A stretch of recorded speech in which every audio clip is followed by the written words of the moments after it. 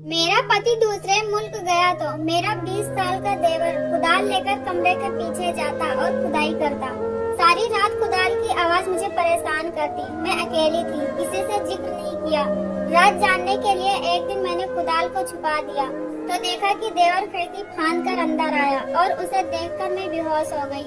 जब होश आया तो मैंने देखा कि मैं एक सुरंग के अंदर। मेरे पापा हमारे गाँव के मास्टर जी थे। पूरा गाँव उनकी खूब इज्जत करता था। कोई छोटी से छोटी मुसीबत आती या परेशानी होती तो तमाम लोग मेरे पापा के पास आते। हमारे घर का माहौल बहुत ही सख्त माहौल था। हमें घर से बाहर जाने की इजाजत नहीं थी और ना ही हमने बाहर की दुनिया देखी थी। हमारे घर में बच्चे पढ़ने के लिए आते थे और मैं इन बच्चों के साथ खेलती कूदती। मुझे बचपन से ही शादी का बहुत शौक था। जब भी मोहल्ले में कोई शादी होती तो मेरी खुशी की इंतहा न होती। मुझे शादी में जाना बहुत पसंद था, खासकर शादियों में बैठी दुल्हन तो मुझे बहुत ही पसंद थी। मैं अपने पापा से जिद करके अपने दोस्तों के साथ शादियों में पहुंच जाती थी। मुझे मालूम ही नहीं था कि कब मैंने बचपन से लड़कपन तक और लड़कपन से जवानी का सफर तय किया। मैट्रिक करने के बाद हमारे पापा ने हमें शहर के एक बहुत बड़े कॉलेज में एडमिशन दिलवा दिया। मेरे घर में हम दो बहनें, मेरी मम्मी और पापा थे। मेरा नाम प्रीति है और मेरी बहन का नाम सुनीता है। सुनीता मेरी सगी बहन नहीं थी, बल्कि वो मेरे बुआ की लड़की थी। मेरी बुआ के गुजर जाने के बाद मेरी मम्मी इसे घर में ले आई थी। हम सब ने इसे बहुत प्यार दिया और वह भी मेरे मम्मी पापा को अपने बाप की तरह मानती थी और हमारे साथ बिल्कुल बहनों की तरह ही रहती थी। मैं चाहती थी कि जल्द से जल्द मेरी पढ़ाई पूरी हो जाए और फिर मेरी शादी हो जाए, लेकिन सुनीता को पढ़ने का बहुत ज्यादा शौक था और उसे अकेले स्कूल में आने जाने से दिक्कत थी और इसलिए हम दोनों बहनें साथ में ही आती जाती थी। मुझे शुरू से ही पढ़ाई में कोई ज्यादा दिलचस्पी नहीं थी, लेकिन सुनीता को देख देख कर मैंने अपने अंदर पढ़ाई का शौक कर लिया था और अब मेरा पूरा शौक पढ़ाई की तरफ था। मैं पूरी कोशिश करती दिल लगाकर पढ़ने की। मुझे देखकर सुनीता बहुत खुश होती थी। सुनीता मेरा बहुत ख्याल रखती थी। हम दोनों में बहुत प्यार था। मेरी हर छोटी बड़ी गलती पर मुझे बहुत प्यार से समझा देती थी, यहाँ तक कि उसने अपने बड़े होने का फर्ज खूब निभाया, लेकिन मेरा इसका साथ बहुत कम था। और फिर किस्मत की बदनसीबी, हम दोनों जुदा हो गए। हम लोग जब एक दिन कॉलेज से वापस आ रहे थे, रास्ते में ही थे कि तभी एक गाड़ी ने हम दोनों को टक्कर मारी। मैं तो गाड़ी की टक्कर की वजह से दूर जाकर गिरी और सुनीता रोड पर ही गिर गई और सामने से आती एक और गाड़ी ने उसे कुचलती हुई चली गई। मैं उठी और शोर मचाया, सुनीता को आवाजें दी, लेकिन वह मुझे छोड़कर जा चुकी थी। वहाँ पास पड़ोस में जितने भी लोग थे वो जल्दी से मेरे पास आए और सुनीता को हॉस्पिटल ले गए, लेकिन हॉस्पिटल में डॉक्टर ने मुझे बताया कि सुनीता की मौत एक्सीडेंट के वक्त ही हो गई थी। मैं बहुत तकलीफ में थी। मेरी चांद सी बहन, मेरे बुआ की लड़की, मुझे छोड़कर चली गई थी। अस्पताल वालों ने बड़ी मुश्किल से मेरे घर वालों से राब्ता किया। यह खबर मेरे घर वालों पर भी कयामत बनकर बरसी थी, क्योंकि सगी बहन न सही लेकिन उसकी परवरिश तो मेरे माँ बाप ने ही की थी और उन्हें भी सुनीता बिल्कुल मेरी तरह ही थी। मेरी मम्मी को बार बार बेहोशी हो जा रही थी और मेरे पापा भी बहुत गमजदा थे, लेकिन यह कुदरत का फैसला था और इसको मानना हम सबकी मजबूरी थी। इस बात से कोई इनकार नहीं कर सकता था कि हम उसी के बनाए हुए हैं और फिर एक दिन हमें उसी की तरफ लौट जाना है। सुनीता के इंतकाल के बाद हमारे घर में मातम सा छा गया। ऐसा लगता था कि पूरा घर ही खाली हो गया। कहीं से भी कोई आवाजें नहीं आती थी और न ही घर में रौनक बची थी। अब तो ऐसा लगता था जैसे कि यह घर और खामोशी हमें खाने को दौड़ती है। सुनीता तो खुद चली गई और साथ साथ घर की सारी रौनक भी लेकर चली गई थी। सुनीता के बाद मेरा दिल भी नहीं करता था कॉलेज जाने के लिए। हर चीज से दिल रूठ गया था। मेरे माँ बाप ने बहुत ज्यादा रिक्वेस्ट किया और कहा कि इस कदर अधूरी पढ़ाई नहीं छोड़ दे, लेकिन मेरा दिल ही नहीं मानता था कि जिन गली और मोहल्ले में हम दोनों चलकर एक साथ पढ़ने जाती थी, अब इन गली मोहल्लों में अकेले कैसे जाती। मैंने यही बहाना बनाया था कि मुझे अकेले नहीं जाना, तो मेरे पापा ने कहा कि वो मुझे रोज छोड़ आएंगे, लेकिन मैंने फिर भी इनकार कर दिया। मेरे दिल से बस यही आवाज आती थी कि जिसको पढ़ाई का शौक था, जब वही नहीं रही तो अब मुझे क्या करना है पढ़ाई करके। लेकिन फिर भी मेरे पापा के बहुत ज्यादा मनाने के बाद मैंने कॉलेज जाना शुरू कर दिया और अपनी बाकी पढ़ाई को कंप्लीट किया। जैसे ही मेरा कॉलेज पूरा हुआ, मेरे घर वालों को मेरे शादी की फिक्र होने लगी, लेकिन सुनीता के बाद मेरे सारे शौक मिट गए थे। बहुत ज्यादा गमजदा रहने लगी थी। बचपन के तमाम शौक वक्त के साथ ही खत्म हो गए थे। अब मैं हर वक्त एक सोच से घिरी रहती थी। क्योंकि मेरे लिए यह सदमा कम नहीं था कि जिंदगी की बहुत ज्यादा हसीन और सबसे खूबसूरत साल और मैंने अपनी बहनों से ज्यादा अपने एक दोस्त के साथ गुजारे थे, और वह इतनी जल्दी चली गई, मुझे छोड़कर बगैर मेरी खुशियाँ देखे और मुझे अपनी खुशियाँ दिखाए। मैंने तो कभी कोई सहेली भी नहीं बनाई थी, लेकिन जिंदगी एक जगह पर नहीं ठहरती। इस तरह से मेरी जिंदगी में भी बहुत सारे बदलाव आ गए। मेरा रिश्ता तय हो गया। लड़के का बहुत अच्छा बिजनेस था, अच्छे खानदान से था और बेहतरीन इंसान था। शादी की तारीख 2 महीने बाद रखी गई और घर में शादी की मुकम्मल तैयारियां शुरू हो गई। पहल तो मैंने कोई दिलचस्पी नहीं ली थी, लेकिन फिर आहिस्ता आहिस्ता मम्मी के साथ मिलकर मैंने भी तैयारियां शुरू कर दी। लेकिन सुनीता की कमी बहुत ज्यादा महसूस होती थी। अब तो सारा दिन काम में ही गुजर जाता था और जब मैं थक हार कर बिस्तर पर पहुंचती तो सारी सोचों को भूलकर कब सो जाती थी। वक्त का काम है गुजरना और वक्त गुजरता ही जा रहा था और आखिर वह दिन भी आ ही गया जिस दिन का सबको इंतजार था।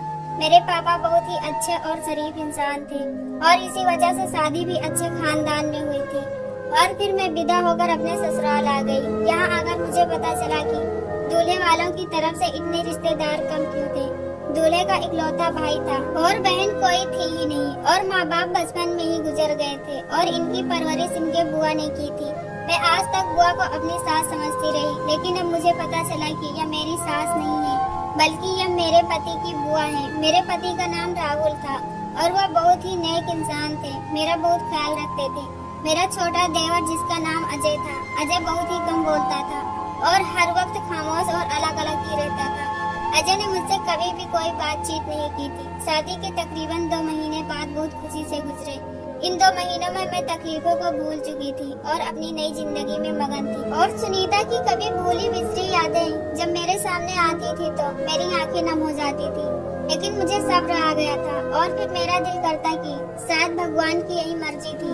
अगली सुबह का सूरज निकला और हर तरफ उजाला फैल गया। मैं नहीं जानती थी कि यह दिन का उजाला मेरे लिए एक बुरी खबर लेकर आने वाला है। नाश्ता बनाकर जब मैं किचन में बर्तन साफ कर रही थी तो और राहुल किचन में आ गए और उन्होंने जो बात मुझसे कही उसे सुनकर मेरे पैरों तले जमीन खिसक गई। मुझे समझ ही नहीं आ रहा था कि इस बात पर मैं क्या जवाब दूं। मेरे पति ने बताया कि वह और बुआ दोनों बाहर के मुल्क जा रहे हैं, क्योंकि बुआ 2 सालों से अपने पति के साथ बाहर के मुल्कों में ही रहती थी और अब राहुल को भी वही काम मिल गया था। शादी पर भी काफी खर्चा हो गया था, जिसका कर्ज भी उतारना था, तो इस वजह से राहुल को बाहर के मुल्क जाना ही बेहतर लगा। मेरे पति ने मुझे बताया कि वह मुझे और अजय को बहुत जल्द अपने पास बुला लेगा, क्योंकि अभी मेरा वीजा नहीं लग रहा। जैसा ही मेरा वीजा लगता मैं भी अपने पति के साथ चली जाती। यही सोचकर मैं कुछ संतुष्ट हो गई और मेरे अंदर का गुस्सा भी कुछ कम हुआ। मुझे ज्यादा गुस्सा इस बात का था कि जाने से पहले मुझे सिर्फ और सिर्फ 1 हफ्ते पहले बताया था। मैं इस बात को लेकर खूब नाराज हो गई, लेकिन फिर राहुल ने मुझे बताया कि इनका वीजा भी अचानक लग गया है। अप्लाई उन्होंने काफी अरसा पहले से किया हुआ था और मुझे पहले से इसलिए नहीं बताया कि मैं ज्यादा परेशान न हूँ। इस दौरान हमारे काफी चक्कर बाजार के भी लगे, क्योंकि राहुल की काफी तैयारी करनी भी थी। राहुल मुझे मायके भी घुमाने ले गए।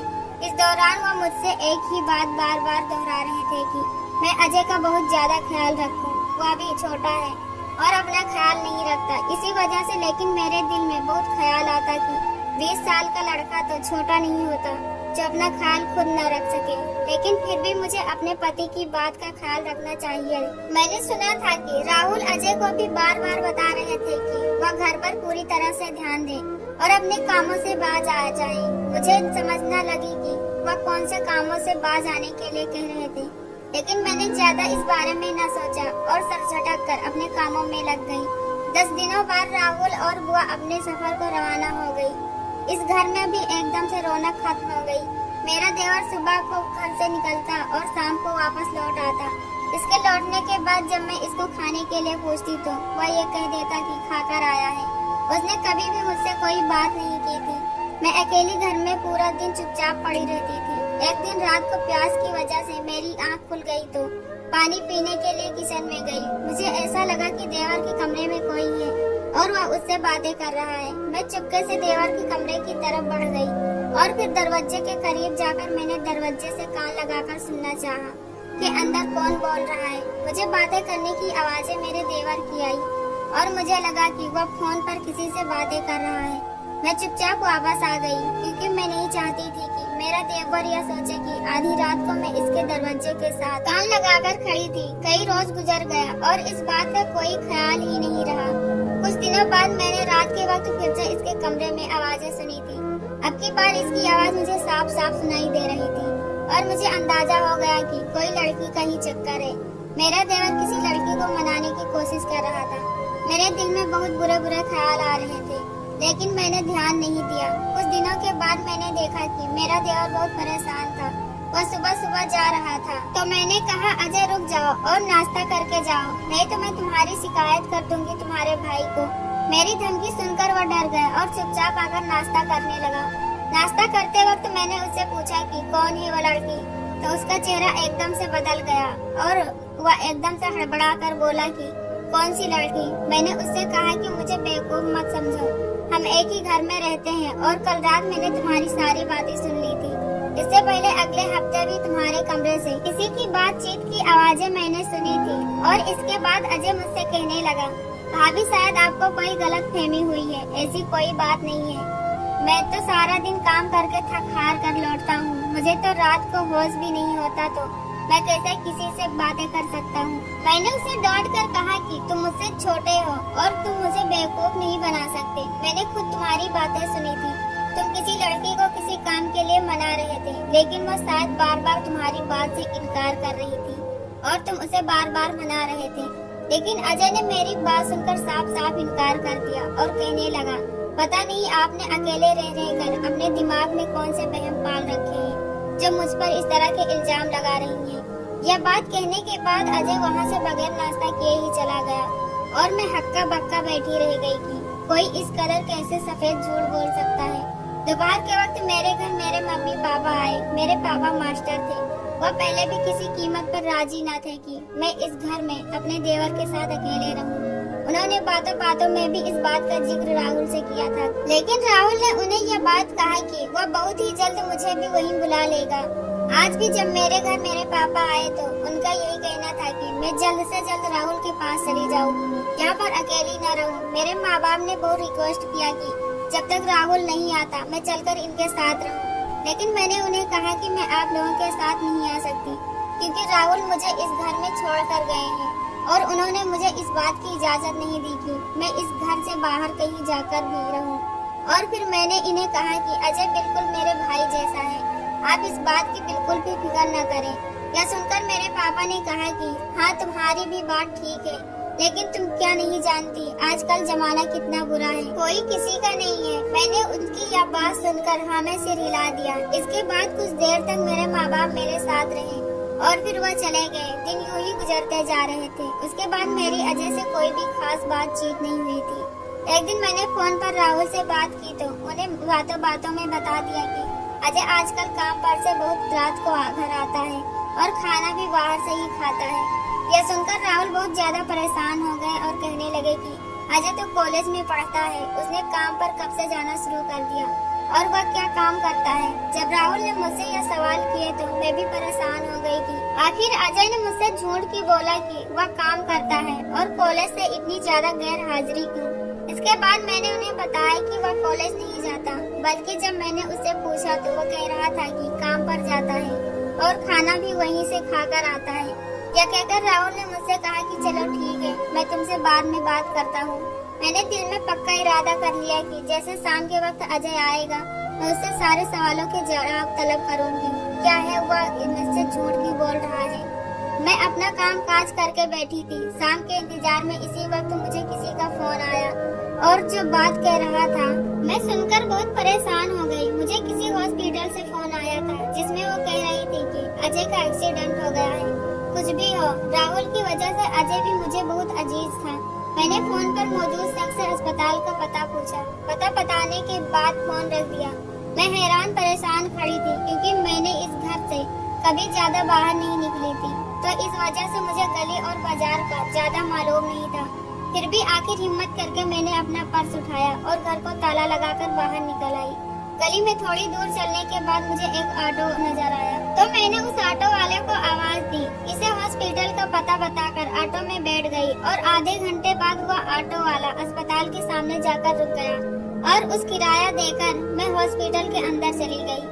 मुझे फोन पर तो बताया गया था कि अजय की हालत बहुत खराब है और मैं अब प्रार्थना कर रही थी कि सब कुछ ठीक हो। रिसेप्शन पर बैठी लड़की से मैंने पूछा कि इमरजेंसी वार्ड किधर है, तो उस लड़की ने कहा कि आप मरीज का नाम बताएं। जब मैंने उसे बताया तो वो मुझे उस कमरे तक छोड़ आई जहाँ पर अजय को एडमिट किया गया था। जिंदगी में मैं दूसरी बार हॉस्पिटल आई थी। मेरा दिल बहुत घबरा रहा था। मैंने जब अजय को देखा तो उसका पूरा जिस्म पट्टी से बंधा हुआ था। डॉक्टरों ने कहा था कि अगर इसको 2 घंटे बाद होश आ गया तो यह ठीक हो जाएगा, नहीं तो यह कोमा में जा सकता है। डॉक्टर्स की बात सुनकर मैं बहुत ज्यादा परेशान हो गई और वही बेंच पर बैठ गई और मैं सोचने लगी कि मुझे राहुल को फोन करना चाहिए या नहीं। कुछ देर बाद मैंने फैसला किया कि मैं अभी राहुल को फोन नहीं करूंगी। इस वक्त काम पर होंगे और परेशान हो जाएंगे। 2 घंटे के इंतजार के बाद डॉक्टर ने मुझे खुशखबरी सुनाई और मुझे बताया कि अजय को होश आ गया है। मैंने भी खुदा का शुक्रिया अदा किया। रात को जब राहुल का फोन आया तो मैंने उन्हें बताया, लेकिन साथ में मैंने यह भी कहा कि अब परेशान होने की बात नहीं है, अजय बिल्कुल ठीक है। एक दिन अजय को हॉस्पिटल में रखने के बाद डॉक्टर ने डिस्चार्ज कर दिया और मैं अजय को लेकर घर वापस आ गई। इससे बहुत सारे सवाल पूछना चाहती थी, लेकिन इसकी तबीयत को मद्देनजर रखते हुए मैंने यह इरादा छोड़ दिया और अजय एक बार फिर अपने कमरे में बंद होकर रह गया। रात को मैं सोई हुई थी। सोते हुए मुझे ऐसा लगा जैसे बाहर बहुत ज्यादा शोर हो रहा है। यही देखने के लिए मैं बाहर आई तो मुझे शहर में कोई भी नजर नहीं आया, लेकिन आवाजें अभी भी आ रही थी। मैंने जब कान लगाकर सुनी तो वह मेरे घर के पीछे से आ रही थी। मैंने अपने कमरे की खिड़की खोली और उसे देखा तो देखते ही मेरी रूह फना हो गई। कमरे के पीछे जो सहन बना हुआ था वहाँ पर अजय कुदाल से खुदाई कर रहा था। कुदाल की आवाजें बहुत तेज तेज से आ रही थी। यह सुनकर मैं डर गई और चुपचाप अपने कमरे में लेट गई। लेकिन मुझे पूरी रात कुदाल की आवाज ने सोने नहीं दिया। मैं खुद को बेसहारा महसूस करने लगी, क्योंकि न तो मेरे माँ बाप मेरे करीब थे और न ही पति मेरे घर पर थे। मैं तो बताती किसको रात के इस टाइम में, किससे बात करती। अगली सुबह मैंने उठकर देखा तो अजय घर पर नहीं था। मैंने एक लंबी सांस ली और मैंने सोच लिया था कि जैसे ही राहुल का फोन आएगा मैं उन्हें बता दूंगी। न जाने अजय रात के वक्त क्या खोदता रहता है। लेकिन फिर मैंने कहा कि पहले मामले की तह तक जाती हूँ, इसके बाद ही किसी को इसके बारे में बताऊंगी। रात में जब अजय आया तो थोड़ी देर बाद फिर से कुदाल की खुदाई की आवाजें आने लगी। मैंने एक बार फिर खिड़की से चुपके से देखना चाहा, लेकिन मुझे वहाँ कुछ भी नजर नहीं आया सिवाय मिट्टी के, जिसको अजय खोज रहा था। मैं फिर आकर अपने कमरे में लेट गई। अगले दिन जब अजय बाहर चला गया तो मैं इस जगह पर जाकर देखा तो वहाँ की मिट्टी दोबारा से बराबर थी। ऐसा महसूस ही नहीं हो रहा था कि रात में किसी ने इस जगह को खोदा है। मुझे अब पक्का यकीन हो गया था कि अजय का दिमाग की हालत ठीक नहीं है। मैंने आसपास नजर दौड़ाई तो मुझे कोने में एक कुदाल नजर आ गया। मैंने उसे उठाकर अपने कमरे में छुपा दिया और अजय के आने से पहले सोने का नाटक करने लगी। मैंने अपने कमरे के अंदर से कुंडी लगा ली थी। काफी देर तक मुझे कुदाल की आवाज सुनाई न दी तो मुझे यकीन हो गया कि अजय इसको ढूंढ रहा होगा। मैं अंदर से बहुत ज्यादा डरी हुई थी। मुझे यहाँ भी समझ नहीं आ रहा था कि मैंने गलत किया या सही। मैं हल्की हल्की नींद में थी, तभी मुझे महसूस हुआ कि जैसे कोई मेरे खिड़की के रास्ते अंदर आ रहा है। मैंने जब आँख खोली तो वह कोई और नहीं अजय ही था। अजय को देखकर मैं बहुत ज्यादा डर गई। मुझे लगा कि अजय न जाने अब मेरे साथ क्या कर बैठे। अजय के कदम अपनी ओर बढ़ते देख डर से बेहोश हो गई। काफी देर के बाद मुझे होश आया तो मैं खुद को एक गहरे सुरंग में पाया। मुझे ऐसा महसूस हुआ जैसे मैं कोई सुरंग में हूँ और वह सुरंग ही थी। मैंने आंखें खोलकर इधर उधर देखा, लेकिन मुझे कुछ भी नजर नहीं आया सिवाय अंधेरे के। मैंने हाथ मारकर इधर उधर कुछ टटोलना चाहा कि शायद मुझे कोई दरवाजा वगैरह निकलने के लिए नजर आ जाए। और पूरी सुरंग को चेक करने के बाद आखिरकार मुझे एक दरवाजा नजर आ गया। मैंने इस दरवाजे को बहुत जोर जोर से पीटा और थोड़ा सा जोर लगाने के बाद वह दरवाजा खुल गया। तो सुरंग से बाहर निकलकर मैंने देखा कि एक सुरंग हमारे ही घर में मौजूद है, जो हर वक्त बंद रहता था। मैंने पूरे घर में नजर दौड़ाई, लेकिन घर में इस वक्त कोई भी नहीं था। मैंने अजय के कमरे में देखा तो वहाँ पर भी कोई नहीं था। मैं इसके कमरे में चली गई और उसकी चीजों को उलट पुलट करके देखने लगी। वहाँ पर मुझे एक डायरी मिली। जब मैंने डायरी को खोलकर देखा तो मेरी जान ही निकल गई, क्योंकि डायरी के अंदर सुनीता की बहुत सारी तस्वीरें थी, जिंदा मुर्दा दोनों की। और इस डायरी में एक एक बात विस्तार से लिखी हुई थी और मैंने इस डायरी को पढ़ना शुरू किया। जैसे जैसे पढ़ती गई तो मेरे कदमों तले से जमीन निकलती चली गई। इस डायरी में लिखा हुआ था कि अजय सुनीता से बहुत मोहब्बत करता था और इस बात का इजहार भी कर चुका था, लेकिन सुनीता ने इनकार कर दिया था। एक दिन अजय इससे मिलने ही जा रहा था कि सुनीता अजय की ही गाड़ी से टकराकर इस दुनिया से चली गई और इसी गलती की वजह से अजय का मानसिक संतुलन बिगड़ गया और वह ऐसी हरकत करने लगा। उसे हर वक्त सुनीता सामने दिखाई देती थी और वह सुबह से शाम तक सुनीता की कब्र पर जाकर बैठा रहता था और उससे बातें करता रहता था। कमरे में भी वह सुनीता से ख्याली बातें करता रहता था और इस बात का पता राहुल को मेरी शादी के बाद पता चला। इसलिए वह जाते हुए कह गए थे कि वक्त बर्बाद न करो और अपनी पढ़ाई पर ध्यान दो। अब अजय की जहन में एक और बात आ गई थी कि अगर वह रोजाना मिट्टी खोदेगा तो हो सकता है कि उस गड्ढे से या सुरंग से सुनीता निकल आए। और मुझे भी कमरे में इसलिए बंद किया था क्योंकि मैं इसके काम में रुकावट बन रही थी। मैंने अपनी पति को फोन करके सारी बात बता दी थी। अगले 3-4 दिनों में वह इंडिया वापस आ गए और उन्होंने अजय का बहुत अच्छे डॉक्टर से इलाज भी करवाया। अजय बिल्कुल ठीक हो गया, लेकिन वह मुझसे कभी भी नजर नहीं मिला पाया क्योंकि वह जानता था कि सुनीता मेरी बहन है और वह पहले भी मुझसे इसलिए बात नहीं करता था। मैं इसको कभी माफ नहीं करना चाहती थी क्योंकि मेरी जान से ज्यादा प्यारी बहन इसकी वजह से मुझे छोड़कर चली गई थी। लेकिन फिर इसके बहुत रिक्वेस्ट पर मैंने इसे माफ कर दिया। आज भी अजय सुबह शाम सुनीता की कब्र पर जाता है और इसके दिल में आज भी सुनीता ऐसे ही बसी हुई है। हमारे बहुत समझाने के बाद भी उसने आज तक शादी नहीं की है। दोस्तों, कहानी पसंद आए तो वीडियो को लाइक करो, चैनल को सब्सक्राइब करो। हम ऐसी कहानी आपके लिए लाते रहेंगे। धन्यवाद।